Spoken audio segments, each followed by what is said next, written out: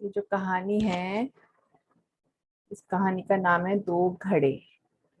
ये जो दो घड़े हैं, एक घड़ा है बिल्कुल सही सही सलामत घड़ा है, कहीं से टूटा फूटा नहीं है।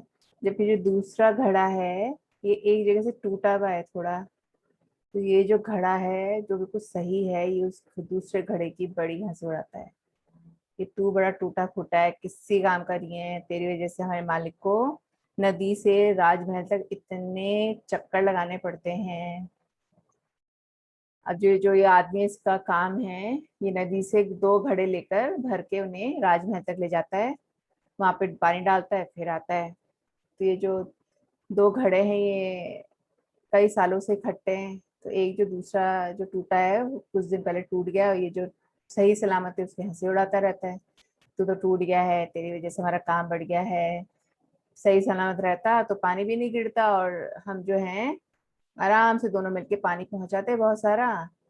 तेरी वजह से काम डबल हो गया है। तो ऐसे करके वो उसे बड़ा छेड़ता।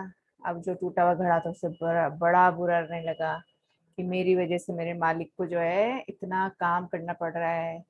तो उसने एक बार अपने मालिक से बात की कि मालिक, आप दूसरा घड़ा क्यों नहीं ले आते हैं, आप मुझे क्यों नहीं दे देते हैं, मैं तो टूट चुका हूँ, मैं आपका काम बढ़ाता हूँ, मेरी वजह से आपका पानी बर्बाद हो जाता है, आपको कई चक्कर लगाने पड़ते हैं। तो जो मालिक था वो बड़ा हंसा। उसने कहा, तुमने वो सब कुछ तो देखा जो तुम्हें उसने बताया है, मैं सोच सक रहा हूँ किसने बोला है तुम्हें। लेकिन इस बात पे ध्यान देना कि कल जब हम राजमहल जाएंगे तो तुम रास्ते पर ध्यान देना कि क्या अंतर है दोनों।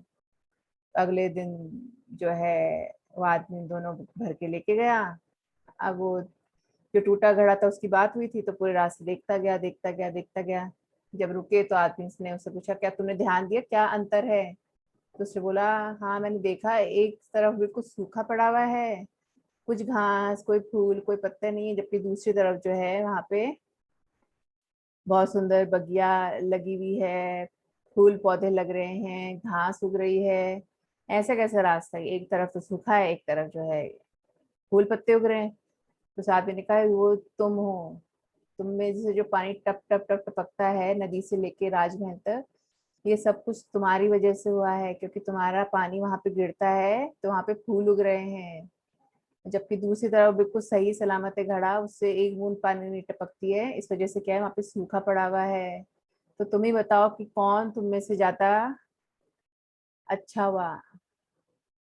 तो उसने जो है जब ये बात सुनी तो उसको बड़ी खुशी हुई कि मैं इतना काम का हूँ, मैं खुद को ऐसे समझ रहा था कि मैं खराब हूँ, टूटा फूटा हूँ, लेकिन मैंने इतनी अच्छी बगिया को तैयार किया है। तो आदमी ने कहा, हाँ तुम बिल्कुल सही सोच रहे हो, तुम चाहे टूटे हुए हो लेकिन तुम पूरी इतनी सुंदरता जो बिखरी तुम्हारी वजह से है। तो अपने आप पे जो है तुम्हें गर्व महसूस होना चाहिए। तो उसने जब ये बात उसे बताई, सही वाले घड़े को, उसको समझ में आ गई कि वाकई में हमें बाहरी आवरण से जो एक दूसरे को नहीं देखना चाहिए, नहीं तोलना चाहिए, आपको मन के भीतर भी जाना चाहिए कभी कभी, है ना। जरूरी नहीं कोई बहुत अच्छा सुंदर है, सच सवर की बातें कर रहा है, आपसे अच्छी अच्छी बातें करता है तो सही हो। तो हमेशा अपने आप से परखना चाहिए, विचारना चाहिए, तब दूसरे को बोलना चाहिए, क्या ना दूसरे को बुरा लग रहा हो, है ना। तो हमेशा सोच विचार के बोलो, और अपने आप को कभी किसी से कम नहीं समझना चाहिए, क्योंकि हम सभी अनोखे हैं, हम सभी में कुछ ना कुछ खास बातें हैं जो दूसरे में नहीं मिलेगी।